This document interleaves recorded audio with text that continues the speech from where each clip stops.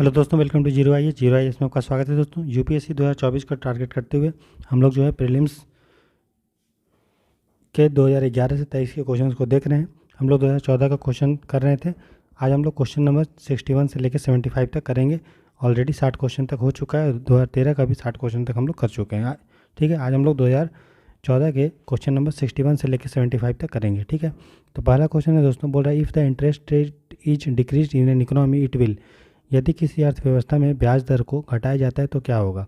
ठीक है, देखिए ब्याज दर घटा रहे हैं अगर मान लीजिए, ठीक है, तो पब्लिक मान लीजिए बैंक का ब्याज दर घट रहा है या अर्थव्यवस्था में ब्याज दर घट रहा है तो बैंक भी अपना ब्याज दर घटाएगा। तो बैंक जब ब्याज दर अपना घटाएगा तो पब्लिक बैंक में पैसा कम जमा करेगा। ठीक है, पब्लिक क्या करेगा, बैंक में पैसा कम जमा करेगा। तो बाकी पैसा जो है पब्लिक या तो कहीं बॉन्ड वॉन्ड खरीदेगा, ठीक है, या फिर कहीं इन्वेस्टमेंट करेगा या फिर कुछ खर्च करेगा। तो जब इंटरेस्ट रेट मार्केट में घटता है तो पब्लिक का जो कंजम्पशन होता है, जो खर्च होता है, व्यय होता है, वो बढ़ता है। पब्लिक जो है बॉन्ड खरीदेगा। ठीक है, बॉन्ड खरीदेगा पब्लिक, और पब्लिक क्या करेगा दोस्तों इन्वेस्टमेंट करेगा कहीं पे। ठीक है, तो पहला ऑप्शन बोल रहा है decrease the consumption expenditure in the economy. गलत बात है, मैंने बताया कंजम्पशन बढ़ता है अगर इंटरेस्ट रेट घटाएंगे तब, क्योंकि पब्लिक बैंक में पैसा नहीं रखेगा, अपने पास रखेगा, और अपने पास रखेगा तो या तो खर्च करेगा या तो कहीं इन्वेस्ट करेगा। नेक्स्ट बोल रहा है increase the tax collection of the government. देखिए अगर ब्याज दर घटेगा या बढ़ेगा तो टैक्स कलेक्शन का कोई मतलब ही नहीं है, क्योंकि यहाँ पे टैक्स बढ़ने का बात नहीं बोल रहा है। ब्याज दर का और टैक्स का कोई ज़्यादा डायरेक्ट रिलेशनशिप नहीं है। ठीक, तो ये गलत होगा। अब इसमें ये मत समझ लेना कि आप यार पब्लिक ज़्यादा खर्च करेगा तो कंजम्पशन बढ़ेगा तो इनडायरेक्ट टैक्स बढ़ेगा, वैसे आपको नहीं सोचना है। आपको जस्ट इमीडिएट सोचना है कि इसके बाद तुरंत कोई चीज़ का प्रभाव क्या होगा। कोई ज़रूरी थोड़ी है कि इनडायरेक्ट टैक्स बढ़ेगा। ऐसा हो सकता है पब्लिक वो चीज़ खरीदने लगे ज़्यादा जिस पे टैक्स 0% हो। बहुत सारा ऐसा चीज़ है जैसे खुला आटा है, उस पर 0% टैक्स है ना तो इसलिए दूसरा ऑप्शन गलत होगा, पहला भी गलत है। नेक्स्ट बोल रहा है increase the investment expenditure in the economy. मैंने बताया इन्वेस्टमेंट बढ़ेगा, ठीक, तो इस तरह से इन्वेस्टमेंट बढ़ सकता है। या देखिए इंटरेस्ट रेट घटेगा ब्याज दर तो लोन जो होगा वो सस्ता हो जाएगा। लोन क्या हो जाएगा, सस्ता, और लोन सस्ता होगा तो प्राइवेट लोग ज़्यादा जो है लोन लेंगे और उससे जो है नए फैक्ट्री लगाएंगे, और जहाँ भी नया फैक्ट्री लगेगा, नया मशीन लगेगा तो कैपिटल गुड्स बढ़ेगा। कैपिटल गुड्स मतलब पूंजी वस्तुओं का निर्माण होगा। कैपिटल गुड्स वो गुड्स होता है जिससे हम कोई चीज़ प्रोड्यूस करते हैं। जैसे आटा चक्की है तो आटा चक्की से हम आटा बना रहे हैं, इसलिए आटा चक्की क्या हो गया, कैपिटल गुड्स। जैसे मान लीजिए ओला है, ओला के पास कार है तो कार से वो सर्विस दे रहा है, तो जो भी चीज़ से हम गुड्स और सर्विस प्रोड्यूस करते हैं वो कैपिटल गुड्स होता है। ठीक है, और कैपिटल गुड्स जब भी प्रोड्यूस होता है तो इसी को हम लोग इन्वेस्टमेंट बोलते हैं। तो कोई कंपनी अगर लोन ले रहा है बैंकों से तो उससे क्या होगा, वो नया फैक्ट्री लगाएगी, नया मशीन लगाएगी, उससे गुड्स बनेगा, और उसी गुड्स से जब बनता है किस चीज़ को तो फलाना चीज़ को हम लोग इन्वेस्टमेंट बोलते हैं। तो ये सही है, इन्वेस्टमेंट बढ़ेगा। फिर बोल रहा है increase the total saving in the economy. देखिए अगर इंटरेस्ट रेट बढ़ेगा तो पब्लिक सेविंग थोड़ी ना करेगा। सेविंग पब्लिक कहाँ करता है, बैंक में करता है। तो बैंक में पैसा पब्लिक कब डालेगा, जब ब्याज दर बैंक ज़्यादा देगा। तो अगर बैंक का ब्याज दर ही कम है तो सेविंग करेगा ही नहीं, पब्लिक कम करेगा, इसलिए ये भी हमारा गलत होगा। तो 61 का जो आंसर है वो है सी। ठीक है, तो अगर हम एक ग्राफ के थ्रू अगर आपको समझाने जाएं तो इस तरह का ग्राफ बनता है कि ये अगर इंटरेस्ट रेट है, ठीक है, और तो ये इन्वेस्टमेंट का ग्राफ होता है। देखिए अगर ग्राफ आप बनाएंगे तो एक तरफ अगर आप लिखेंगे इंटरेस्ट रेट, इधर आप लिखिए इंटरेस्ट रेट, ठीक है, और इधर आप लिखिए इन्वेस्टमेंट। बात समझ में आया? तो वाई एक्सिस में आप लिखिए क्या, इंटरेस्ट रेट मतलब ब्याज, और इधर आप लिखिए निवेश, निवेश मतलब इन्वेस्टमेंट। ठीक है, तो आप देखिए जैसे जैसे हमारा इंटरेस्ट रेट बढ़ रहा है, ठीक है, वैसे वैसे हमारा इन्वेस्टमेंट घट रहा है, और जैसे जैसे इंटरेस्ट रेट हमारा कम हो रहा है वैसे वैसे इन्वेस्टमेंट बढ़ रहा है। तो इस तरह का ग्राफ आता है। ठीक है, तो ये आपको याद रखना है कि इंटरेस्ट रेट और इन्वेस्टमेंट में उल्टा रिलेशनशिप होता है। एक बढ़ेगा तो दूसरा घटेगा, दूसरा घटेगा तो एक पहला बढ़ेगा। ठीक है, तो आंसर हो गया 61 का सी। क्लियर है? चलिए क्वेश्चन नंबर 62 देखते हैं। बोल रहा है consider the following statements, the president shell make rules for the more convenient transaction of the business of the government of India. बोल रहा है राष्ट्रपति जो होते हैं भारत सरकार का कार्य अधिक सुविधापूर्वक किए जाने के लिए और मंत्रियों में उक्त कार्य के आवंटन के लिए नियम बनाएगा। देखिए भारत में क्या है दोस्तों, पार्लियामेंट्री सिस्टम है जिसमें दो टाइप का एग्जीक्यूटिव होता है, एक होता है नॉमिनल, एक होता है रियल, वास्तविक, और एक नाम का। तो जो नॉमिनल एग्जीक्यूटिव होते हैं वो होते हैं प्रेसिडेंट, और जो रियल होते हैं वो पार्लियामेंट।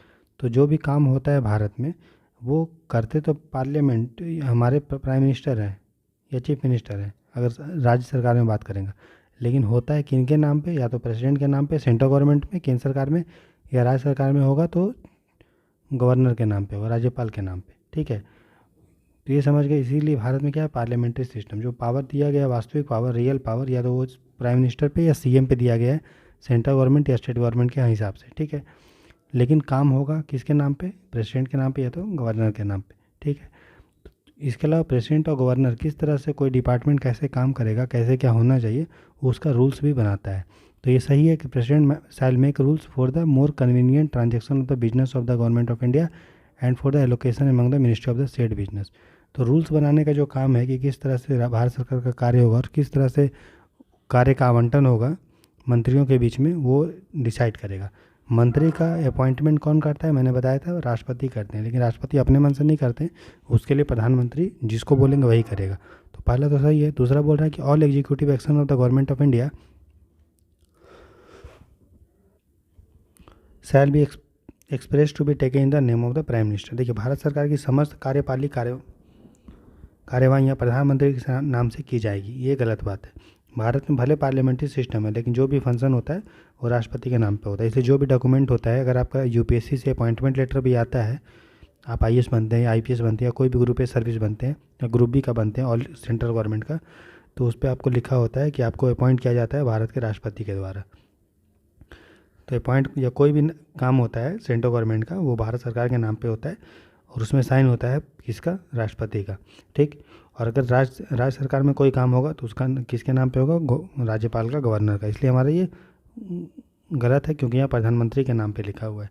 तो कौन सा सही है दोस्तों, ये करेक्ट कौन सा है, ऑप्शन 1। समझ में आ रहा है आपको।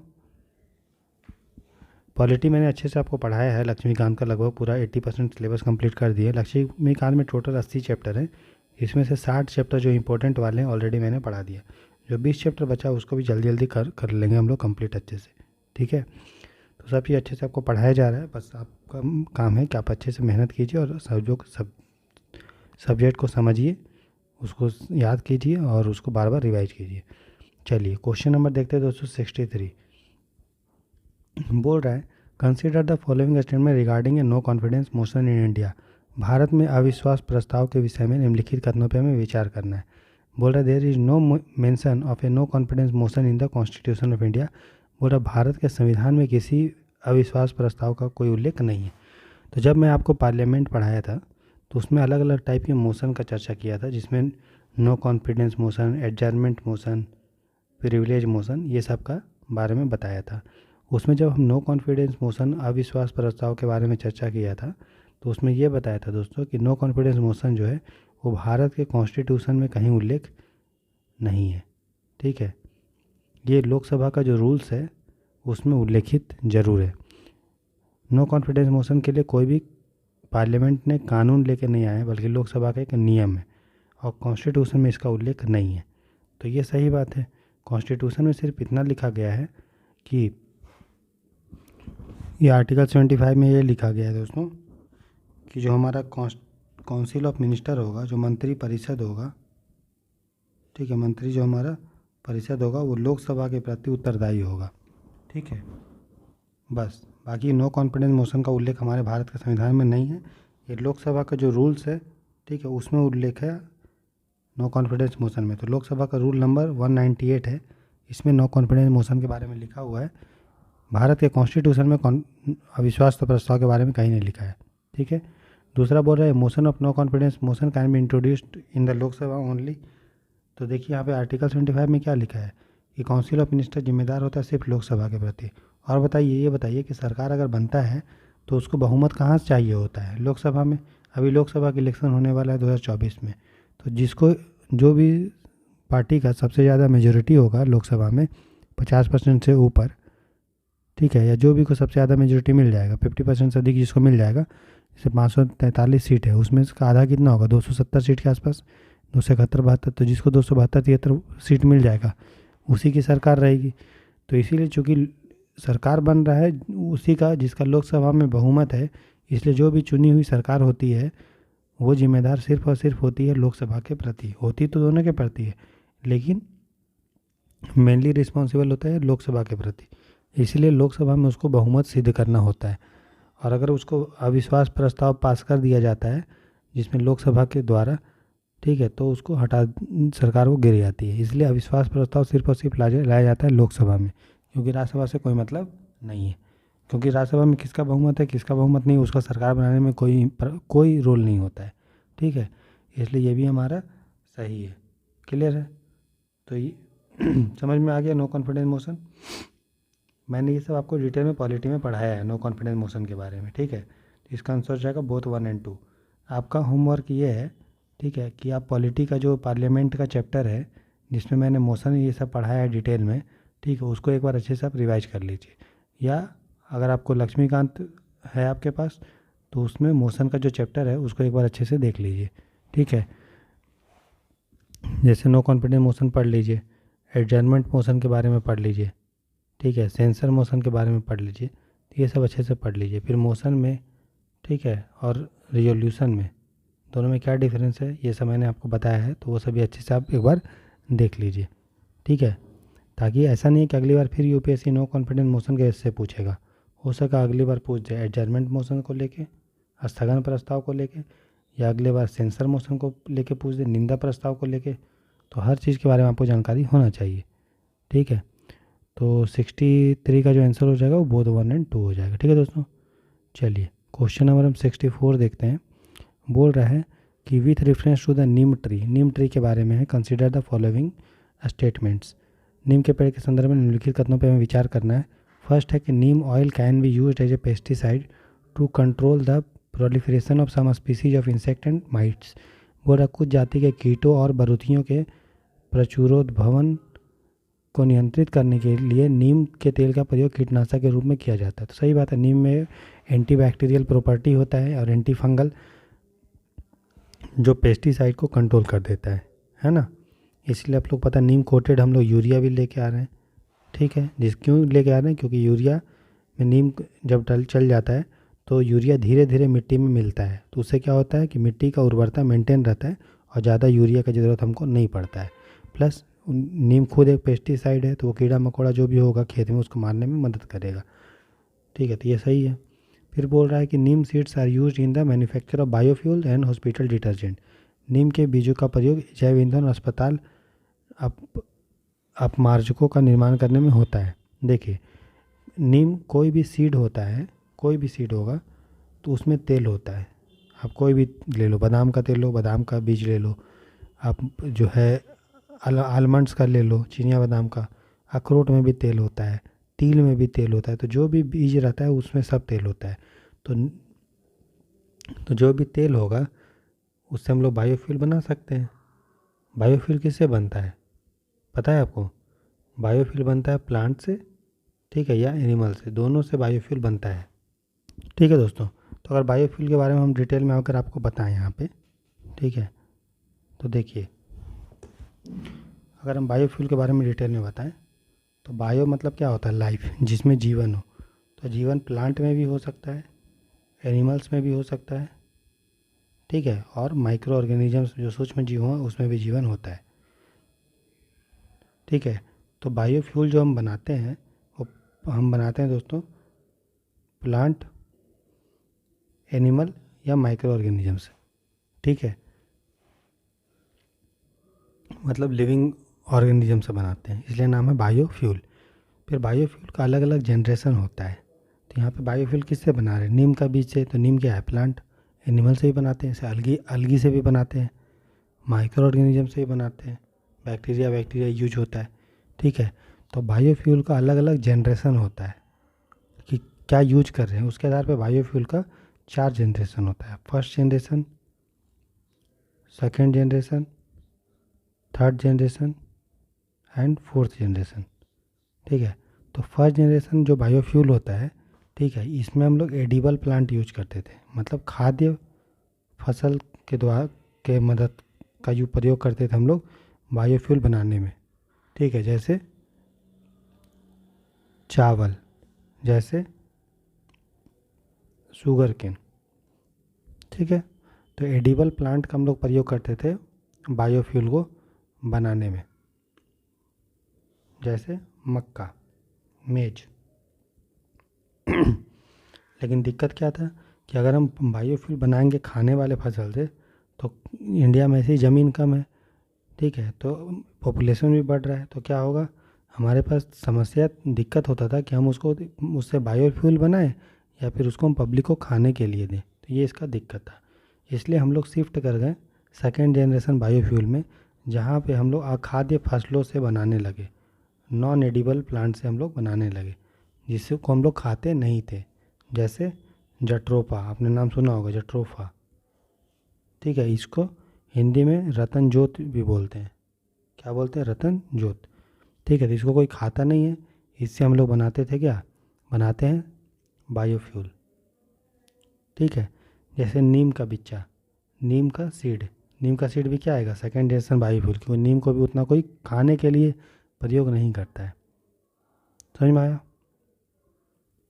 ये आपको ध्यान देना है। उसके बाद थर्ड जनरेशन बायोफ्यूल में क्या होता था, लेकिन अब इसमें क्या है कि खाद्य चीज़ को भी प्रयोग नहीं करते हैं, ठीक है, और अखाद्य चीज़ को प्रयोग नहीं करते। इसमें हम लोग यूज करते हैं अलगी को। क्या यूज करते हैं? अलगी को यूज करते हैं। ठीक है, और फोर्थ जनरेशन में हम लोग यूज करते हैं माइक्रो ऑर्गेनिज्म को, माइक्रो ऑर्गेनिज्म को। ठीक है, प्लस इसमें हम लोग क्या करते हैं, जेनेटिकली मॉडिफाइड ऑर्गेनिज्म को यूज करते हैं, जेनेटिकली मॉडिफाइड प्लांट्स को यूज करते हैं।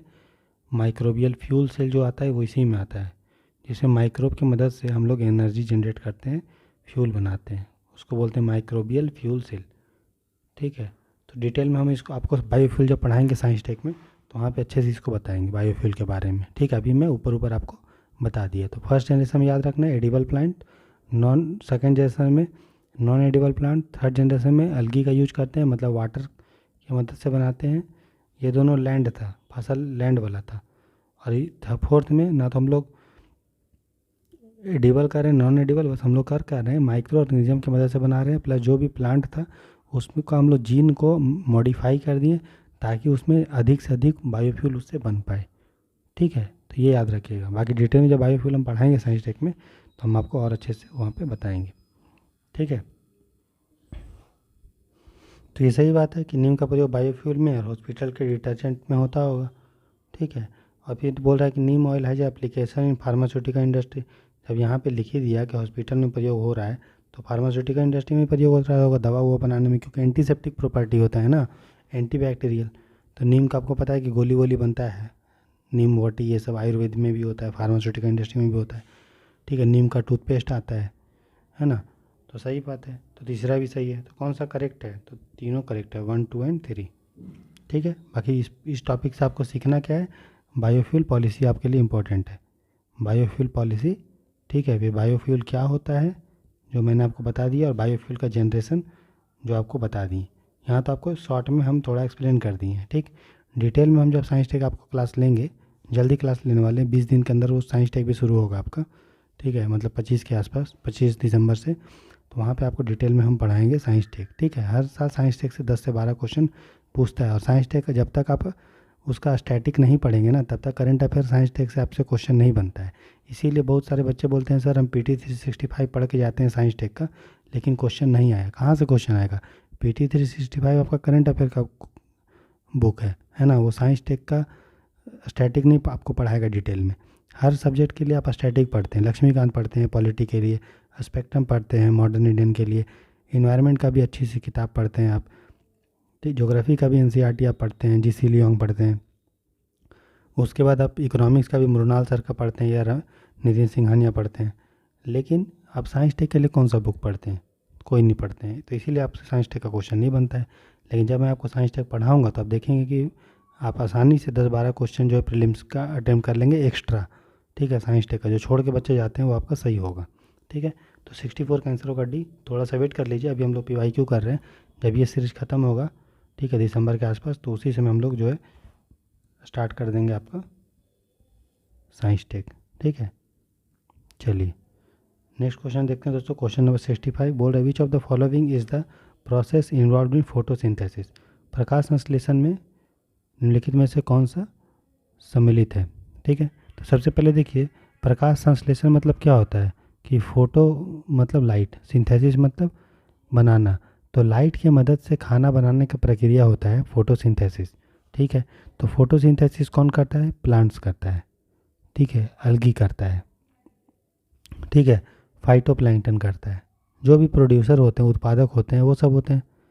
तो ये सब खाना जो है खुद बनाता है, जिसको हम लोग ऑटोट्रॉप बोलते हैं, स्वयं पोषी बोलते हैं, स्वयं पोषी। ऐसे होता है या ऐसे होता है, जो भी ऐसे होता है, ऑटोट्रॉप्स। ठीक है, तो इसमें क्या होता है, सूर्य का जो प्रकाश होता है दोस्तों, आपको पता है CO2 ऑक्सीजन, CO2 ले लेता है प्लांट, पानी ले लेता है। ठीक है, और सनलाइट ले लेता है। ठीक है ना, प्लांट में आपको पता है, प्लांट का जो पत्ता होता है उसमें क्लोरोफिल होता है कि नहीं। तो जो क्लोरोफिल होता है, जो ग्रीन कलर का पिगमेंट होता है, वो क्या करता है, सनलाइट को ट्रैप करता है, CO2 को ट्रैप करता है, वाटर को, और निर्माण करता है आपका किसका, कार्बोहाइड्रेट का निर्माण करता है। ठीक है, कार्बोहाइड्रेट। ठीक है, और ऑक्सीजन छोड़ता है। तो इसी प्रक्रिया को हम लोग बोलते हैं क्या, फोटोसिंथेसिस। हो क्या रहा है कि जो फ्री में एनर्जी है सनलाइट, ठीक है, उसका प्रोडक्शन हो रहा है कार्बोहाइड्रेट में, पोटेंशियल एनर्जी में स्टोर हो जा रहा है प्लांट में वो। फिर वही हम प्लांट को जब खाते हैं तो हमें एनर्जी मिलता है। ठीक, कार्बोहाइड्रेट के रूप में या प्रोटीन के रूप में। समझ में आया, तो ये याद रखिए।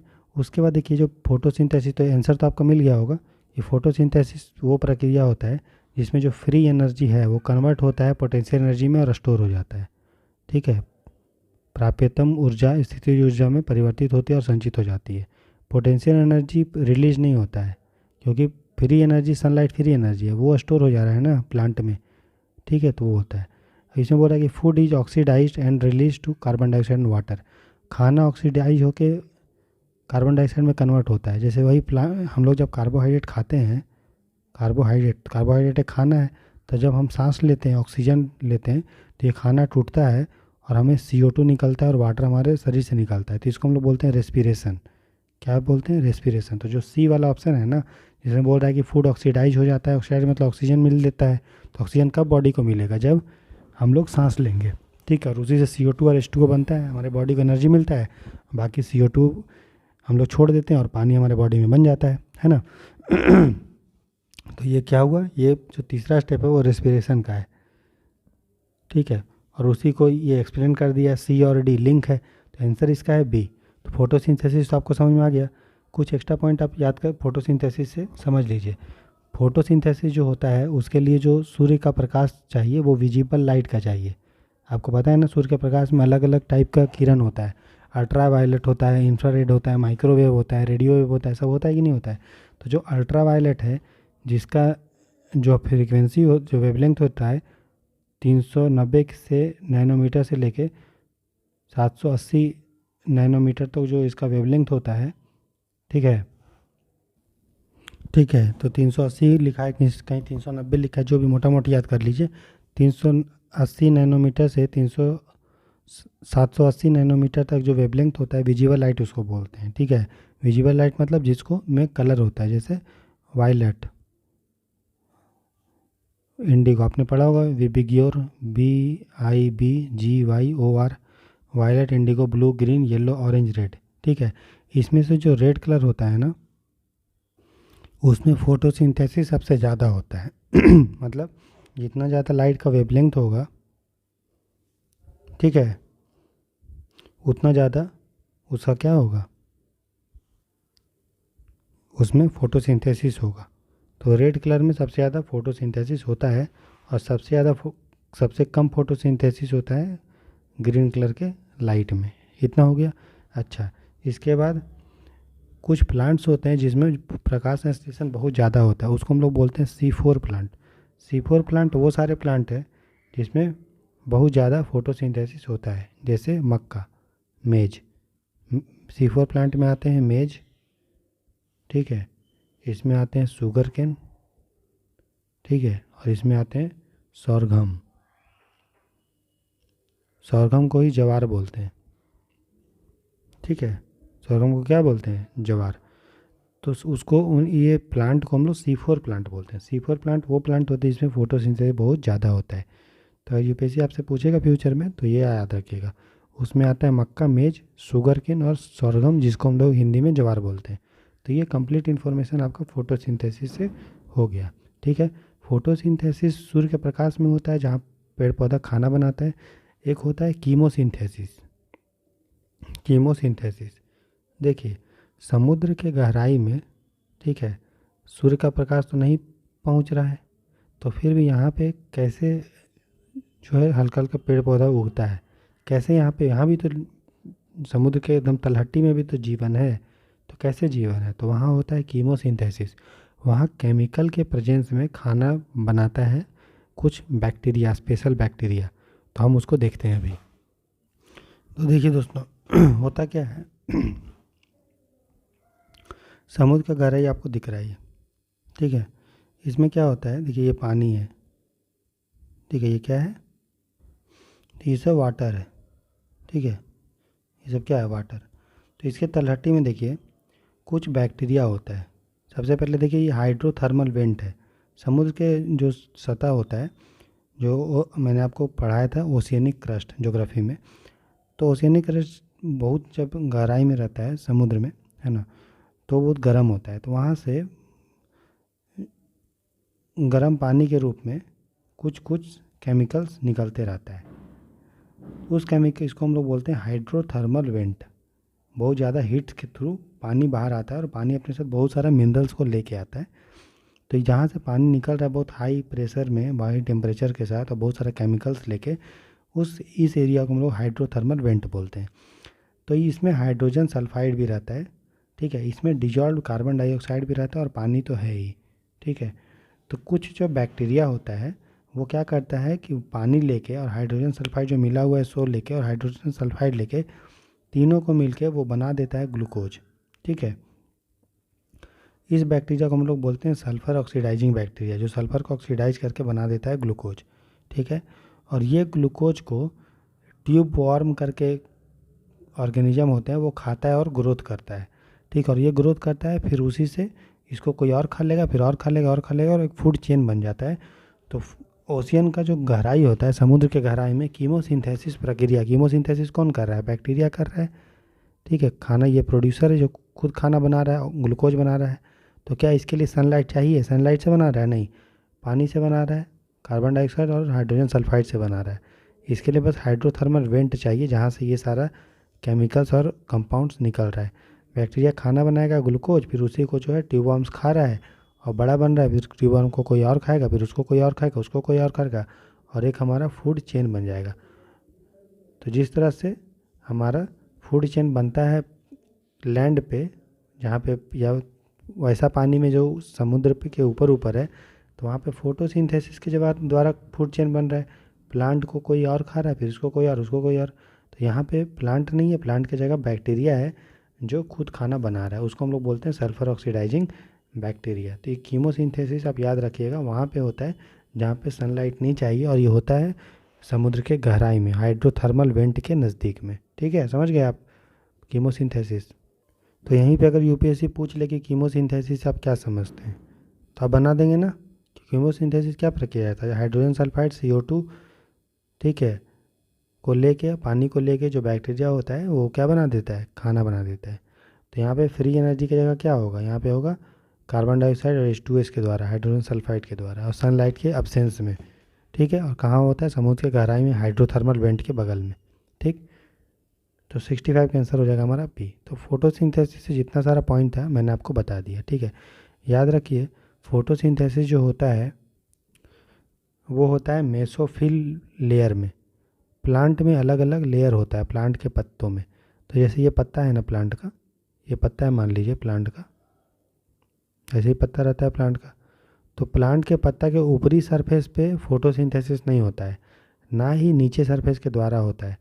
प्लांट के पत्ता के जो बीच वाला लेयर होता है, जिसको हम लोग मेसोफिल लेयर बोलते हैं, वहाँ पे फोटोसिंथेसिस होता है, ये आपको याद रखना है। तो फोटोसिंथेसिस प्लांट के पत्ता में उस जगह पे होगा जहाँ पे मेसोफिल रहेगा, और मेसोफिल मतलब बीच वाला लेयर होगा पत्ता का, वहाँ होता है।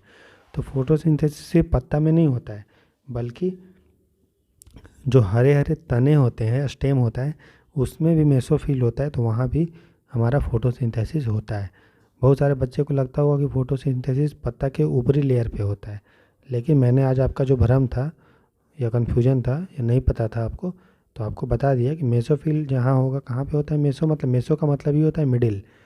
तो मिडिल लेयर जो होता है पत्ता का, बीच वाला लेयर, ठीक है, अगर आप ऊपर से देखेंगे तो टॉप लेयर नहीं, उसके बीच वाला लेयर वहाँ पे होता है, ठीक है।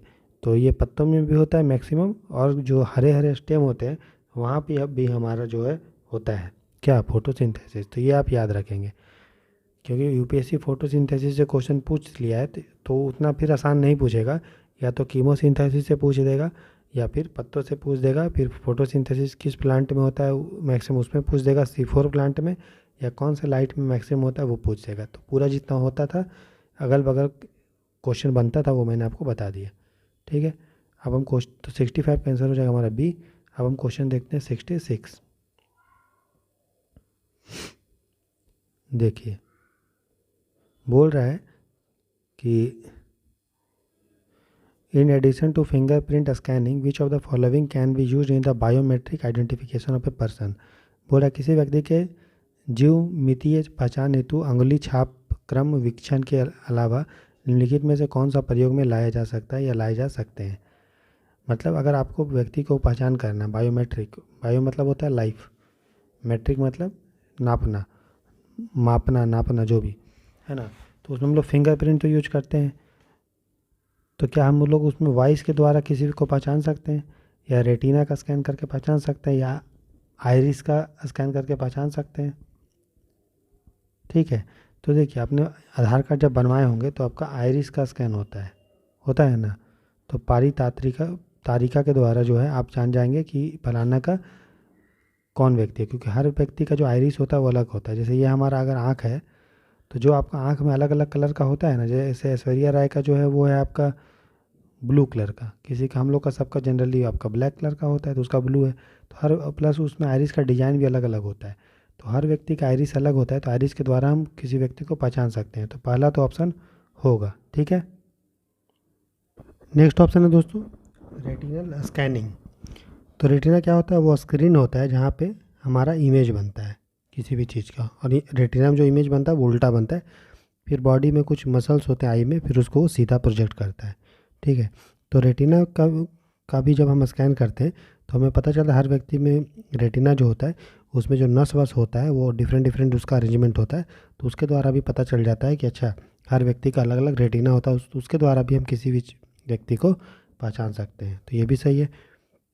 प्लस वॉइस रिकॉग्निशन, आवाज़ के द्वारा भी पहचान सकते हैं, ठीक है। हर व्यक्ति का आवाज़ अलग अलग होता है ना, तो उसके द्वारा भी पहचाना जा सकता है। इसके लिए अलग अलग टेक्नोलॉजी है जिसकी मदद से हम लोग पहचान सकते हैं। तो करेक्ट आंसर क्या होगा बताइए, तो 1, 2 एंड 3। तो सभी चीज़ बायोमेट्रिक जो है हमारा आइडेंटिफिकेशन के लिए ज़रूरी होता है, ठीक है। ये क्वेश्चन इसलिए पूछा था क्योंकि आधार कार्ड जो था, ठीक है, उसमें बहुत न्यूज में था, ठीक है। तो 2014 के टाइम में ये पूछ लिया कि आधार में हम लोग आइरिस वाला कैप्चर करते हैं, फिंगरप्रिंट कैप्चर करते हैं, है ना। तो ये सारा चीज़, तो 66 का आंसर हो जाएगा हमारा डी। ऑप्शन देखते हैं 67। बोल रहा है which of the following statement is are correct regarding the vegetative propagation of plants. निम्नलिखित में से कौन सा से कथन पौधों के कायिक प्रवर्धन के संबंध में सही है। देखिए अभी यूपीएससी क्या हुआ है कि पिछले 3 से 4 साल में वो साइंस टेक से ज़्यादा पूछ रहा है, टेक्नोलॉजी वाला पार्ट से, biotech, nanotech, robotics, artificial intelligence, ठीक है, उससे ज़्यादा क्वेश्चन पूछ रहा है। रोबोटिक्स से, मोबाइल टेक्नोलॉजी से, डिफेंस टेक्नोलॉजी से, हेल्थ टेक्नोलॉजी से, ठीक है। जो बेसिक साइंस हुआ करते थे, रिप्रोडक्शन, रेस्पिरेशन, ठीक है, प्लांट का ऑर्गेनिजम्स, प्लांट एनिमल्स, उनके बारे में कम पूछ रहा है, ठीक है, 2014 में ज़्यादा पूछता था, 13, 14, 15 के आसपास। लेकिन जैसे जैसे हम लोग नज़दीक जा रहे हैं, ठीक है, मतलब आगे बढ़ रहे हैं, 17 का पेपर देख कर 18, 19, 20, 21, 22, 23 का देखेंगे तो साइंस एंड टेक्नोलॉजी में टेक्नोलॉजी ज़्यादा पूछ रहा है, साइंस से कम पूछ रहा है। तो 14 का क्वेश्चन साइंस से ज़्यादा था, तो उसमें बोल रहा है कि प्लांट में कौन सा वेजिटेटिव प्रोपगेशन के बारे में सही है। तो देखिए जो वेजिटेटिव प्रोपगेशन है एक तरह का एसेक्सुअल रिप्रोडक्शन होता है। देखिए जो प्लांट्स होता है उसमें दो टाइप का रिप्रोडक्शन होता है, एक को बोलते हैं सेक्सुअल और एक को बोलते हैं एसेक्सुअल। सेक्सुअल मतलब जिसमें मेल और फीमेल दोनों का सेक्स ऑर्गन फ्यूज होता है और रिप्रोडक्शन होता है, उसको हम लोग बोलते हैं सेक्सुअल रिप्रोडक्शन। एसेक्सुअल में क्या होगा, जिसमें ऐसा इस तरह सा कुछ नहीं होगा। जैसे आपने सुना होगा बर्डिंग, बर्डिंग भी एसेक्सुअल एसेक्सुअल रिप्रोडक्शन का पार्ट है। जैसे फ्रैगमेंटेशन, फ्रैगमेंटेशन भी एसेक्सुअल रिप्रोडक्शन का पार्ट है। ठीक है, ये सारा चीज़ समझ में आया। तो यहाँ पे पूछा गया वेजिटेटिव प्रोपगेशन। वेजिटेटिव प्रोपगेशन जो होता है दोस्तों एसेक्सुअल रिप्रोडक्शन का पार्ट है, जिसमें जो प्लांट का वेजिटेटिव पार्ट होता है, जो जिसमें टेंडेंसी होता है कि जिससे नया प्लांट डेवलप हो जाएगा, उसके द्वारा हम नए प्लांट को डेवलप करते हैं, उसको हम लोग वेजिटेटिव पार्ट बोलते हैं प्लांट का। वो पार्ट कोई भी हो सकता है, वो पत्ता भी हो सकता है, ठीक है, वो स्टेम भी, तना भी हो सकता है, वो रूट भी हो सकता है, वो बल्ब भी हो सकता है। बल्ब मतलब ऐसा तना जो अंडरग्राउंड है, जिसका ग्रोथ उतना नहीं हुआ, उसको बल्ब बोलते हैं। तो इसमें आप देख रहे हैं कि इसमें कोई भी मेल और फीमेल ऑर्गन को जुड़ने का ज़रूरत नहीं पड़ रहा है। इसमें प्लांट के किसी भी पार्ट से जो वेजिटेटिव पार्ट है, जिसमें टेंडेंसी है कि नए प्लांट को ग्रोथ करने का, डेवलपमेंट करने का, उसके द्वारा नए प्लांट का ग्रोथ हो रहा है, इसलिए इसको एसेक्सुअल प्रोडक्शन बोलते हैं। और उसका एक एग्जांपल है वेजिटेटिव प्रोपगेशन। ठीक है, समझ में आया। तो जो वेजिटेटिव प्रोपगेशन दोस्तों होता है वो अलग अलग टाइप का होता है। जैसे आपने गुलाब देखा होगा, तो गुलाब का क्या करते हैं, यहाँ से काटते हैं, फिर उसको ऐसे लगा देते हैं, तो यहाँ से ग्रो हो जाता है। ठीक है, तो इसको कटिंग बोलते हैं, ग्राफ्टिंग बोलते हैं। तो ये सारा चीज़ होता है, तो उसी के बारे में ये क्वेश्चन है। ठीक है, तो पढ़िए। बोल रहा है कि vegetative propagation produces clonal population, कायिक प्रवर्धन क्लोनीय जनसंख्या को उत्पन्न करता है। क्लोनल का मतलब होता है फोटोकॉपी टाइप। अगर एक गुलाब का पौधा को काट के तना लगाओगे आप, तो सेम गुलाब का इधर लगेगा, तो एक कॉलोनल टाइप का दिखेगा, जुड़वा टाइप का। ठीक है, तो पहला ऑप्शन सही है। दूसरा बोल रहा है vegetative propagation helps in eliminating the virus. ये बताइए वायरस कहाँ ग्रोथ होता है, वो होता है लिविंग ऑर्गेनिज्म में। ठीक है, तो इससे वायरस एलिमिनेट कैसे हो जाएगा, क्या इसमें कोई एंटीवायरल एजेंट होता है क्या? नहीं होता है ऐसा, तो ये नहीं होगा, गलत होगा, ये तो कुछ भी उठपटांग दे दिया है। फिर बोल रहा है vegetative propagation can be practised most of the year. तो वेजिटेटिव प्रोपगेशन आप कहीं भी कर सकते हो, इसके लिए आपको ज़रूरत नहीं है कि मेल और फीमेल सेक्स ऑर्गन फ्यूज करेगा। सेक्सुअल रिप्रोडक्शन में होता है। देखिए सेक्सुअल रिप्रोडक्शन में आपको पता है ना कि प्लांट में जिस तरह आदमी में जो होता है, ह्यूमन में आपका स्पर्म होता है मेल में रिप्रोडक्टिव ऑर्गन, और यहाँ पे एग होता है फीमेल का रिप्रोडक्टिव चीज़, दोनों फ्यूज करता है तो जाइगोट बनता है, फिर उससे बेबी का जन्म होता है। तो उसी तरह प्लांट में भी दो होता है, एक मेल ऑर्गन और एक फीमेल रिप्रोडक्टिव ऑर्गन। जो मेल रिप्रोडक्टिव ऑर्गन प्लांट में होता है उसको हम लोग बोलते हैं स्टेमेन, STAMEN, स्टेमेन। ठीक है, और जो और होता है कार्पेल, अभी हम आपको फ़ोटो दिखाते हैं। ठीक है, तो स्टेमेन और कार्पेल जो होता है वो मेल रिप्रोडक्टिव ऑर्गन होता है प्लांट में। और अभी हम बात कर रहे हैं सेक्सुअल रिप्रोडक्शन का, एसेक्सुअल का बात नहीं कर रहे हैं। जो फीमेल रिप्रोडक्टिव ऑर्गन में जो पार्ट होता है, 1 मिनट रुकिए। ठीक है, तो देखिए थोड़ा यहाँ पे ये हो गया, मिस्टेक हो गया। मेल रिप्रोडक्टिव ऑर्गन जो होता है प्लांट में उसका नाम है स्टेमेन। ठीक है, और फीमेल रिप्रोडक्टिव पार्ट जो प्लांट में होता है उसका नाम है कार्पेल। ठीक है, समझ में आ रहा है। अब देखिए, तो देखिए ये फ्लावर है मतलब फूल में ही रिप्रोडक्शन होता है। तो फूल में एक पार्ट मेल होता है, एक पार्ट फीमेल होता है। तो देखिए एंथर और फिलामेंट, इसको हम लोग स्टेमेन बोलते हैं। जो स्टेमेन है ये मेल का रिप्रोडक्टिव पार्ट है, ठीक। फीमेल का रिप्रोडक्टिव पार्ट को कार्पेल बोलते हैं। कार्पेल में आता है स्टिग्मा, स्टाइल एंड ओवरी। ठीक है, तो ये फीमेल रिप्रोडक्टिव पार्ट है, ये मेल रिप्रोडक्टिव पार्ट है। फिर क्या होता है, ये हमारा जो एंथर है, एंथर चला जाता है स्टिग्मा में से। मान लो कोई तितली है, यहाँ पे बैठा, उसके पैर में एंथर चिपका, फिर वो बैठ गया इधर। ठीक है, फिर वो एंथर था यहाँ पे आया, अब यहाँ पे फर्टिलाइजेशन हुआ और फिर नए फूल का विकास होगा, रिप्रोडक्शन हो गया। ठीक है, तो समझ में आ गया आपको कार्पेल क्या होता है और स्टेमन क्या होता है। ठीक है, जो प्लांट में ग्रीन अलग अलग कलर का आप देखते हो फूल, ठीक है, तो फूल जो होता है वो पत्ता जो होता है उसको हम लोग पेटल बोलते हैं, फूल का पत्ता। ठीक है, जो ग्रीन कलर का होता है फूल में उसको सेपल बोलते हैं, और बीच वाला पार्ट को हम लोग रिसेप्टेकल बोलते हैं। ठीक है, तो समझ में आ गया कार्पेल क्या होता है, स्टेमन क्या, एंथर क्या, फिलामेंट क्या, ये सब क्लियर हो गया।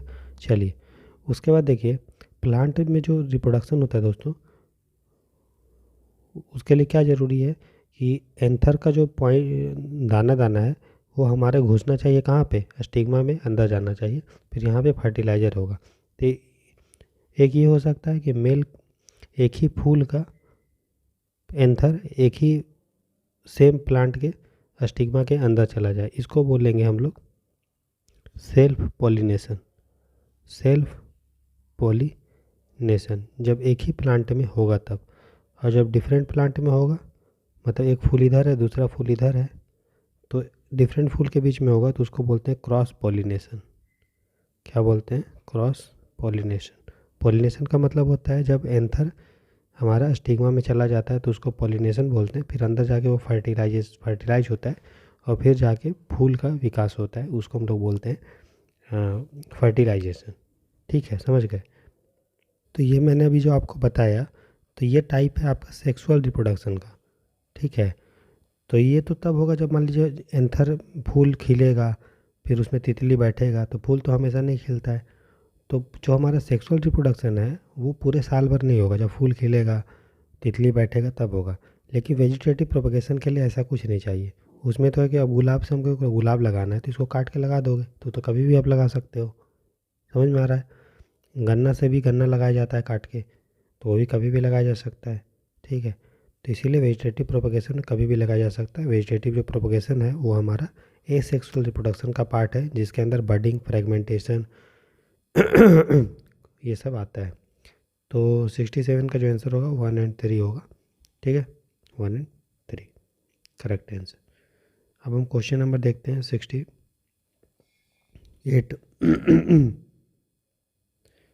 बोल रहा है which of the following pairs is are correctly matched. कौन सा करेक्टली मैच्ड है, एक तरफ स्पेस क्राफ्ट दिया हुआ है, दूसरी तरफ पर्पस। कैसिन हाइगेंस शुक्र की परिक्रमा के लिए बोला है, मैसेंजर बोला है बुध के लिए, और वाइगर बोला है सोलर के लिए। ठीक है दोस्तों, तो कैसिन हाइगेंस जो है वो यहाँ पे लिखा है वीनस के लिए, तो कैसिन हाइगेंस वीनस के लिए नहीं है बल्कि ये सैटर्न के लिए। ठीक है, तो ये हमारा गलत होगा। ठीक है, ये हमारा क्या है, गलत है। ठीक है, उसके बाद मैसेंजर जो है वो मरकरी के लिए, ये सही है, बुध के लिए। ठीक है, और वाइजर जो है सोलर सिस्टम के लिए है। ठीक है, तो आंसर जो होगा 2 एंड 3। इस तरह से जब आप साइंस टेक पढ़ेंगे, जब मैं आपको पढ़ाऊँगा, तो स्पेस क्राफ्ट आपके लिए इम्पोर्टेंट है, वो आपको याद रखना है। जैसे आदित्य L1 मिशन के बारे में डिटेल में पूछ सकता है, वैसे नहीं पूछेगा, आप डिटेल में पूछेगा कि आदित्य L1 में L1 क्या है, क्यों इसको L1 में रखे हैं, क्या सभी प्लानट का अपना L1 L2 L3 होता है। ठीक है, तो ये सारा चीज़ पूछेगा, किस एयर स्पेस क्राफ्ट से उसको लॉन्च किए हैं। ठीक है, ये डिटेल में पूछेगा। तो 68 का आंसर जो होगा वो होगा हमारा बी, 2 एंड 3। 69 देखते हैं दोस्तों क्वेश्चन। बोल रहा है कंसिडर द फॉलोइंग पेयर्स। एक तरफ है क्षेत्र और दूसरा तरफ है well non for the production of, किसके उत्पादन के लिए जाना जाता है। ठीक है, किन्नौर लिखा है अरेका नट, सुपारी। ठीक है, मेवात लिखा है आम, कोरोमंडल लिखा है सोयाबीन। ठीक है, ये क्वेश्चन है आपको बहुत टफ लग रहा होगा, है ना, लेकिन बहुत इजी है। सबसे पहले देखिए मेवात का है, बोलेंगे आप सर हरियाणा में, तो आपने कभी भी सुना है कि हरियाणा में आम होता है। आम जो है वो ट्रॉपिकल फॉरेस्ट है, कब होता है आम आपको मिलता है बताइए तो? गर्मी के मौसम में, और बरसात के मौसम में थोड़ा पक जाता है आम, है मतलब उसको गर्मी चाहिए। हरियाणा में गर्मी होती है नहीं, यहाँ पे टेम्परेट तरह का क्लाइमेट है, ठीक है। अब आम देखिए फेमस कहाँ का है, बिहार का जर्दालू आम ये सब फेमस है, दशहरी आम। बंगाल का आम फेमस है, महाराष्ट्र का भी आम फेमस है, अल्फांसो और या फिर हाफूस आम। तो ये सब ट्रॉपिकल एरिया में, जो मेवात आएगा वो ट्रॉपिकल के ऊपर आएगा, सब ट्रॉपिकल एरिया में, इसलिए हमारा ये गलत होगा। कोरोमंडल, कोरोमंडल कहाँ पे है? तमिलनाडु। सोयाबीन कहाँ होता है सबसे ज़्यादा? ये होता है एमपी महाराष्ट्र में, ठीक है। और तमिलनाडु है आपका यहाँ पे, एमपी महाराष्ट्र यहाँ पे, कोई लिंक है? नहीं है, तो यहाँ पे नहीं होगा, ठीक है। किन्नौर, किन्नौर अगर आप देखेंगे तो ये है हिमाचल प्रदेश में। कहाँ है? हिमाचल प्रदेश। और आपको पता है कि जो ठंडा एरिया है वहाँ पे किस चीज़ का फसल होता है? वहाँ पे होता है आलमंड्स का, बादाम का होता है। यहाँ पे आपको मिल जाएगा सेब का, एप्पल का, यहाँ पे आपको मिल जाएगा एप्रिकॉट का, ठीक है। यहाँ पे आपको मिल जाएगा वालनट, अखरोट का, ये सब होता है। जो सुपारी है वो हमारा ट्रॉपिकल है, इसके लिए बहुत ज़्यादा पानी वानी चाहिए और ह्यूमिडिटी चाहिए, ठीक है। और वैसे भी देखिए ज़्यादातर सुपारी कहाँ के लोग खाते हैं? देखिए जो चीज़ जहाँ होगा वहीं के लोग ज़्यादा उसको कंज्यूम करेंगे, है कि नहीं? समझ में आ रहा है? जैसे सुपारी कहाँ ज़्यादा खाते हैं? आपको पता है कि बिहार में ज़्यादा खाएंगे, साउथ इंडिया में ज़्यादा लोग सुपारी खाते हैं, ठीक है। उसका झारखंड में ज़्यादा खाएंगे, यूपी ये सब में। तो ये सब एरिया में ज़्यादा सुपारी खाया जाता है, मतलब ये कहाँ पे होगा? ट्रॉपिकल एरिया में। हिमाचल प्रदेश में लोग उधर ज़्यादा हुक्का उक्का ज़्यादा पीते हैं, है ना, तंबाकू वम्बाकू, ठीक है। तो उस तरह से आप देख सकते हैं कि सुपारी जो होगा वहाँ तो नहीं होगा। अरेका नट से लोग कन्फ्यूज कर जाएगा, ये कोई नट टाइप है, नट नहीं, इसको हिंदी में सुपारी बोलते हैं। तो तीनों ऑप्शन हमारा गलत हो गया। तो सही सुमेलित कौन हो गया? कोई नहीं। आसान क्वेश्चन था, एकदम आसान था। अब यूपीएससी क्या किया दोस्तों, क्वेश्चन पूछा है, देखिए उसको, और वहाँ पे लिखा था कि अरेका नट नहीं लिखा था, वहाँ पे सुपारी नहीं लिखा था हिंदी में, उसने हिंदी में भी लिख दिया अरेका नट। तो बहुत बच्चे कंफ्यूज हो गए कि अरेका नट क्या होता है। देखिए ऑप्शन देखिए, देखिए ये यूपीएससी प्रीलिम्स 2018 का क्वेश्चन है।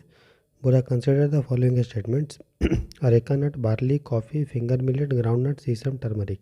हिंदी में भी यूपीएससी लिख दिया था सुपारी, लेकिन अगर नहीं भी मान लिया लिखता और अरेका नट लिख देता कि सुपारी, जौ, रागी, कॉफ़ी, मूंगफली, तिल, हल्दी, इनमें से न्यूनतम समर्थक मूल्य मतलब एमएसपी भारत सरकार ने किसके लिए घोषणा किया है? आपको पता है कि सुपारी बहुत खतरनाक होता है, बेकार होता है, अच्छा चीज़ नहीं है। तो इसके लिए सरकार इसको समर्थन देगा? कभी नहीं देगा। तो एमएसपी को डिक्लेयर थोड़ी ना करेगा।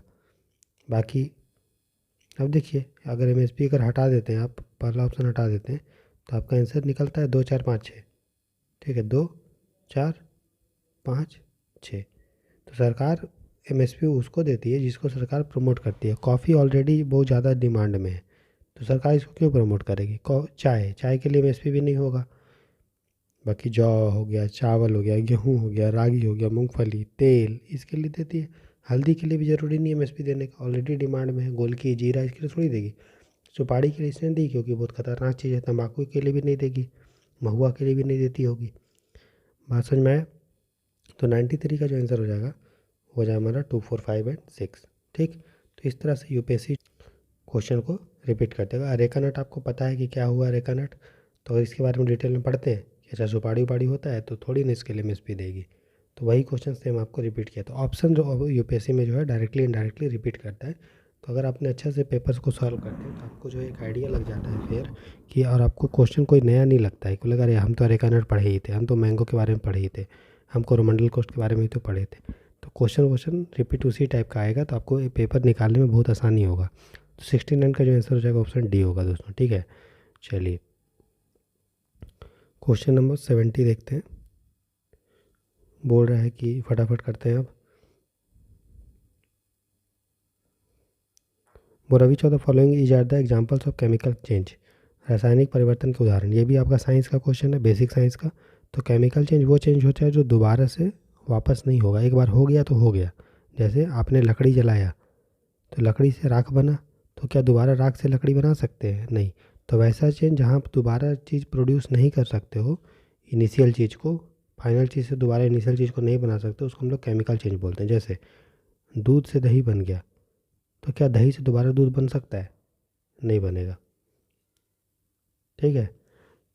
ऐसे मेल्टिंग ऑफ आइस है, बर्फ़ है, बर्फ़ गल गया तो बर्फ़ गल के पानी बना, फिर पानी से अगर बर्फ़ बनाएगा तो जमा जमा देंगे तो पानी बर्फ़ बन जाएगा, तो उसको हम लोग फिजिकल चेंज बोलते हैं। तो फिजिकल चेंज वो होता है जो दोबारा से हम लोग बना सकते हैं फाइनल प्रोडक्ट से इनिशियल प्रोडक्ट। ठीक है। अगर ए से बी बनाए हैं और बी से दोबारा ए बना लो तो उसको हम लोग बोलेंगे फिजिकल चेंज। ए से बी बनाए और बी से दोबारा ए नहीं बना लो तो उसको बोलेंगे केमिकल चेंज, जिसमें पूरा केमिकल कंपोजिशन चेंज हो जाता है। जैसे क्रिस्टलाइजेशन ऑफ सोडियम क्लोराइड। ठीक है। क्रिस्टलाइजेशन का क्या मतलब हुआ कि सोडियम क्लोराइड क्या होता है? नमक। तो नमक का क्रिस्टलाइजेशन हो मतलब नमक बनना। तो देखिए पानी को अगर आप बॉईल कर देंगे, समुद्र के पानी को, तो क्या बन जाएगा? बचेगा नमक। फिर नमक में जब पानी मिल के जब मिला देंगे तो क्या बन जाएगा? वही नमकीन पानी। तो ये हमारा फिजिकल चेंज हुआ कि केमिकल चेंज? ये हो गया सर फिजिकल चेंज, क्योंकि आप ए से बी बना रहे हो फिर बी से आप ए भी बना लोगे, इसलिए ये हमारा फिजिकल चेंज है, ना कि केमिकल चेंज। इसलिए गलत हो गया क्योंकि केमिकल चेंज के बारे में पूछा है। उसी तरह बर्फ़ का गलना, तो बर्फ़ से गलेगा तो पानी बनेगा, पानी को जब जमा दोगे तो बर्फ़ बन जाएगा। तो यहाँ भी एक चीज़ से ए से बी बना रहे हो, बी से वापस ए बना सकते हैं, तो इसलिए भी हमारा फिजिकल चेंज है, ना कि केमिकल चेंज। इसलिए पहला दूसरा गलत हो गया। सॉरिंग ऑफ मिल्क, मिल्क अगर खट्टा हो जाएगा, सार मतलब होता है खट्टा, तो दोबारा मिल्क को अच्छा कर सकते हो? नहीं कर सकते, इसलिए हमारा ये केमिकल चेंज होगा। इसलिए आंसर सिर्फ होगा 3। समझ रहे हो? तो जहाँ भी आपको पता करना हो कि फिजिकल केमिकल चेंज, तो वह समझ लीजिए, ये समझिए कि क्या हम जो नया चीज़ बना है उससे दोबारा से पुराना चीज़ बना सकते हैं क्या? अगर बना पाएंगे तो हो जाएगा वो फिजिकल चेंज, नहीं बना पाओगे तो केमिकल चेंज। ठीक है। दूध जो खट्टा होता है दोस्तों, क्यों होता है? क्योंकि लैक्टिक एसिड बनता है, और लैक्टिक एसिड जो दूध में होता है उसके कारण दूध जो हो जाता है वो हो जाता है हमारा खट्टा। ठीक है, समझ गए? तो ये थोड़ा ध्यान देंगे। तो आंसर हो गया 70 का बी। क्वेश्चन नंबर 71 देखते हैं। क्वेश्चन जो 71 है ये पॉलिटी का है और ये सुप्रीम कोर्ट के बारे में, जिसको मैंने ऑलरेडी डिटेल में आपको पढ़ा दिया है कि power of the supreme court of India to decide dispute between the centre and the state falls its. बोला केंद्र और राज्यों के बीच में जो होने वाले विवाद हैं, ठीक है, वो भारत के उच्चतम न्यायालय की शक्ति किसके अंतर्गत आती है? मैंने जब आपको सुप्रीम कोर्ट का जुरिडिक्शन पढ़ाया था तो उसमें एडवाइजरी जुरिडिक्शन के बारे में बताया था, जिसमें एडवाइजरी जुरिडिक्शन मतलब अगर प्रेसिडेंट को लगता है तो आर्टिकल 143 के तहत राष्ट्रपति से सलाह मांग सकता है। और ये जो सलाह होगा 2 मामलों में मांगा जा सकता है। एक हो सकता है कॉन्स्टिट्यूशनल के मामलों में जो पब्लिक के लिए बहुत इंपॉर्टेंट हो, पब्लिक इंटरेस्ट में कोई मामला हो तो उससे रिलेटेड जो है राष्ट्रपति सलाह ले सकता है सुप्रीम कोर्ट में से। और दूसरा मामला जो कोई ट्रीटी हो या कोई संधि हो उसको लेकर अगर सुप्रीम कोर्ट से सलाह लेना है राष्ट्रपति को तो ले सकता है। ठीक है। अगर दोनों मामला मैटर जाएगा सुप्रीम कोर्ट में, पब्लिक इंटरेस्ट वाला और कोई ट्रीटी एग्रीमेंट वाला, तो जो सुप्रीम कोर्ट पे बाध्यकारी होगा सलाह देना, उसको देना ही देना है सलाह, तो वो होगा कौन सा मामला? कोई ट्रीटी अगर एग्रीमेंट का मामला है तो। अगर लोकहित के मामलों में अगर राष्ट्रपति भारत के सुप्रीम कोर्ट से सलाह लेता है तो वो सुप्रीम कोर्ट पे बाइंडिंग वो नहीं है, बाध्यकारी नहीं है कि उसको सलाह देगा ही देगा। ठीक है, समझ गए? लेकिन कोई ट्रीटी एग्रीमेंट के मामलों पे अगर सलाह मांगता है तो राष्ट्रपति को सलाह देना पड़ेगा। किसको? सुप्रीम कोर्ट या का जो जज होंगे सुप्रीम कोर्ट के लोगों को सलाह देना पड़ेगा राष्ट्रपति को इस मामलों में। ठीक है, ट्रीटी वाले मामले में, कोई कन्वेंशन ट्रीटी एग्रीमेंट के मामलों में। क्लियर? और चूँकि ये सलाह है तो ये राष्ट्रपति पे बाइंडिंग नहीं होता है, चाहे ये वाला सलाह हो या ये वाला सलाह हो, बाइंडिंग राष्ट्रपति पे नहीं होगा, राष्ट्रपति अपने हिसाब से भी डिसाइड करेगा। ये आर्टिकल 143 में लिखा हुआ है, तो इसलिए ये आंसर नहीं हुआ क्योंकि यहाँ पे डिस्प्यूट का बात हो रहा है सेंट्रल स्टेट में। अपीलेट ज्यूरिडिक्शन का मतलब होता है सिविल के मामलों में या क्रिमिनल के मामलों या संवैधानिक मामलों में आप जो है अपील कर सकते हो। डिटेल में मैंने सुप्रीम कोर्ट में पढ़ाया है तो देखिए उसको, तो ये भी नहीं होगा। ओरिजिनल ज्यूरिडिक्शन का मतलब है जब भी सुप्रीम कोर्ट में कोई मामला जाता है जिसमें एक तरफ सेंटर है और दूसरी तरफ स्टेट है, या दो स्टेट है, या एक तरफ एक सेंटर और स्टेट है दूसरी तरफ स्टेट है, मतलब कोई भी अरेंजमेंट हो, लेकिन केंद्र शासित प्रदेश नहीं है होना चाहिए, क्योंकि केंद्र शासित प्रदेश मतलब केंद्र सरकार, ठीक है। तो केंद्र शासित का प्रदेश का विवाद नहीं, ठीक है। जो केंद्र शासित प्रदेश का जो विवाद होगा, दिल्ली को छोड़ के, पौंडीचेरी को छोड़ के और लद्दाख को छोड़ के, सॉरी जम्मू कश्मीर को छोड़ के, जिसका अपना सभी विधानसभा है, उसको छोड़ के बाकी जितने भी केंद्र शासित प्रदेश होंगे उस पर कोई विवाद हो रहा है सेंटर का, तो वो सेंटर अपने से सुलझ लेगा। उसके लिए सुप्रीम कोर्ट में जाने का जरूरत नहीं है। लेकिन हाँ, कोई अगर राज्य है या फिर कोई ऐसा केंद्र शासित प्रदेश है जिसका अपना विधानसभा है, उनके बीच में अगर लड़ाई हो रहा है, तब वो मामला ओरिजिनल जुडिक्शन के तहत जो है आर्टिकल 131 जो है उसके तहत मैटर चला जाएगा सुप्रीम कोर्ट में, ठीक है। तो ये हमारा आंसर होगा मूल अधिकारिता के अंतर्गत सी, ठीक है। रिट तो आपको पता है, अलग अलग टाइप का रिट होता है। आर्टिकल 32 के तहत सुप्रीम कोर्ट, ठीक है, और आर्टिकल 226 के तहत हाई कोर्ट जो है रिट इशू करता है। हैबियस कॉर्पस, मैंडामस, क्वा वारंटो, सर्टियोररी, प्रोहिबिशन एंड, बस इतना ही। ये 5, 1 2 3 4 5 6, टोटल 6 रिट्स होता है। जो 5 तरह का रिट होता है, कौन कौन सा होता है यहाँ पे याद कर लीजिए आप। हैबियस कॉर्पस, मैंडामस, इसके बारे में हमने डिटेल में पढ़ाया है। सर्टियोररी, क्वा वारंटो, ठीक है, वारंटो एंड प्रोहिबिशन, ठीक है। ये 5 तरह का रिट होता है, ठीक है, जो सुप्रीम कोर्ट और हाई कोर्ट के दायरे में आता है, ठीक है, समझ गए। तो ये भी वहाँ पे इसका भी बात नहीं हो रहा है। तो आंसर जो हो जाएगा वो 71 का सी। ये सब जो मैंने अभी बताया ना रिट विट के बारे में, डिटेल में मैंने पॉलिटिकल लेक्चर में आपको बताया है, तो ज़रूर देखिए उसको, ठीक है। 71 का हो जाएगा सी। क्या पता अगले बार एडवाइज जुडिक्शन से क्वेश्चन पूछ ले या अपेलेट से पूछ ले, तो सबके बारे में डिटेल में पढ़ाया है, तो अच्छे से पढ़ लीजिए उसको। रिट जुडिक्शन भी अच्छे से पढ़ लीजिए, तब जाके आपको प्रीवियस ईयर क्वेश्चन का एनालिसिस बढ़िया से होगा, ठीक है। तो आज यहीं तक करते हैं दोस्तों। नेक्स्ट वीडियो में हम लोग जो है क्वेश्चन नंबर 72 से करेंगे, ठीक है। आप लोग थोड़ा थोड़ा नोट्स बनाते रहिए, बाकी मैं पूरा नोट्स आपको जब हमारा कंप्लीट हो जाएगा पीवाईक्यू का डिस्कशन 2013 से लेकर 23 तक, सॉरी 2011 से लेकर 23 तक, तो एक साथ पूरा हम डिटेल में आपको सॉल्यूशन दे देंगे। बाकी आप कॉपी कलम लेके थोड़ा थोड़ा बैठिए और थोड़ा थोड़ा लिखते रहिए। आप देख रहे होंगे कि आप जैसे जैसे आप डिस्कशन सुन रहे हैं, आपका सोचने का जो नज़रिया है वो चेंज हो रहा है, और आप ये भी देख रहे हैं कि किस तरह से यूपीएससी क्वेश्चन रिपीट करता है, ठीक है, और हमें किन किन टॉपिक्स को ध्यान में रख के अच्छे से पढ़ाई करना चाहिए, और किस तरह से हमें प्रीवियस ईयर क्वेश्चन को सॉल्व करना है। ऐसे नहीं कि सिर्फ आंसर जानने से कुछ नहीं होगा, हर ऑप्शन का एनालिसिस बढ़िया से होना चाहिए, तब जाके आपका जो डिस्कशन होगा, आपका जो टाइम देंगे आप जो प्रीवियस ईयर क्वेश्चन को सॉल्व करने में, इस डिस्कशन को सुनने में, वो फलदायी होगा, फ्रूटफुल होगा, ठीक है। तो बस आपसे एक रिक्वेस्ट है, अगर चैनल पर नए हैं तो लाइक से सब्सक्राइब कीजिए, ठीक है, और अपने दोस्तों के साथ शेयर कीजिए, और मन लगा के पढ़ाई कीजिए दोस्तों, खूब पढ़िए, जितना आप में हिम्मत है, शक्ति है, सब पूरा पढ़ाई में अपने आप को झोंक दीजिए, ठीक है। अभी ज़्यादा टाइम बचा नहीं है, ठीक है, और कम भी टाइम नहीं बचा है। अभी से लेकर प्रीलिम्स होने में 6 मंथ्स का समय है, पूरी अच्छे से आसानी से आपका प्रीलिम्स निकल जाएगा, कोई दिक्कत नहीं होगा। लेकिन ये जो 6 महीने आपको हिम्मत नहीं हारना है, डेली 10 से 12-15 घंटा पढ़ाई करना है, आसानी से प्रीलिम्स का पेपर निकल जाएगा, ठीक है, कोई भी दिक्कत नहीं होगा आपको, ठीक है। आप लोगों की सुविधा के लिए, ताकि आप बढ़िया से 6 महीना पढ़ाई करें, उसके लिए मैं 1 जनवरी 2024 से आप लोगों के लिए एक कोर्स लेके आ रहा हूँ, जिसमें आप 299 रुपीज़ में मात्र, ठीक है, पूरा प्रीलिम्स का कंप्लीट प्रिपरेशन कर सकते हैं, जिसमें आपको सीसेट का कंप्लीट प्रिपरेशन करवाया जाएगा, प्रीलिम्स का पूरा सिलेबस को फिर से एक बार पढ़ाया जाएगा बढ़िया से, ठीक है, और प्रीवियस ईयर क्वेश्चंस का अच्छे से एनालिसिस फिर से एक बार करवाएंगे, ठीक है। टेस्ट सीरीज होगा उसमें, और करंट अफेयर होगा पीटी 365, ठीक है। और इसमें जो प्रीलिम्स पढ़ाया जाएगा, इसमें सब सब्जेक्ट पढ़ाया जाएगा, polity, history, economy, environment, science tech, geography, ठीक है, और हिस्ट्री में भी ancient medieval, art and culture, सारा चीज़ अच्छे से पढ़ाएंगे। कोई भी आप लोग और कुछ करने की ज़रूरत नहीं है, बस हाँ जो बेसिक बुक्स बताएंगे वो पढ़ेंगे आप अच्छे से, जो नोट्स देंगे क्लास के साथ वो भी आपको अच्छे से पढ़ना है, ठीक है। सारे नोट्स को बहुत ही अच्छे से प्रिपेयर किया जा रहा है, अच्छे अच्छे बुक्स को पढ़ के, ताकि आपको इधर उधर कुछ करने का ज़रूरत नहीं है, बस बेसिक बुक को एक बार पढ़ लेंगे, ठीक है। और ये जो क्लास होगा डेली आपका 2 से 3 घंटे का क्लास होगा, मंडे टू फ्राइडे, और जो सैटरडे और संडे होगा उसमें 3 से 4 घंटे का क्लास होगा।